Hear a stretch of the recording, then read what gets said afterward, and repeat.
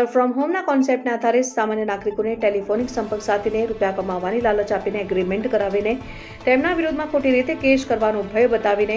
માતબર રકમ બેંકોમાં online transfer કરાવી બળજબરીથી રૂપિયા કઢાવી લેતી ગેંગનો પર્દાફાશ કરી ગેરકાયદેસર કોલ સેન્ટર ઝડપી પાડી computer desktop number 7 mobile phone નંગ 15 તેમજ અન્ય ઇલેક્ટ્રિક સાધન સામગ્રીઓ મળી કુલ કિંમત ₹3,39,000ની મત્તા કબજે કરી સુરત શહેર પીસીબી અને એસઓજીની ટીમ સમગ્ર ઘટના હકીકતને આધારે 7 આરોપીઓને ₹3,39,000ની મત્તાના મુદ્દામાલ સાથે ઝડપી પાડી કોલ સેન્ટર ચલાવનાર મોહમ્મદ અમન, મોહમ્મદ અશરફ પહેલવાન, રહેઠાણ સગરામ પરુ તલાવડી અઠવા સુરતનાઓને વોન્ટેડ દર્શાવીને પોતાની વિરુદ્ધમાં કાયદેસરની કાર્યવાહી કરી અઠવા પોલીસ સ્ટેશનમાં સોંપવામાં આવેલ।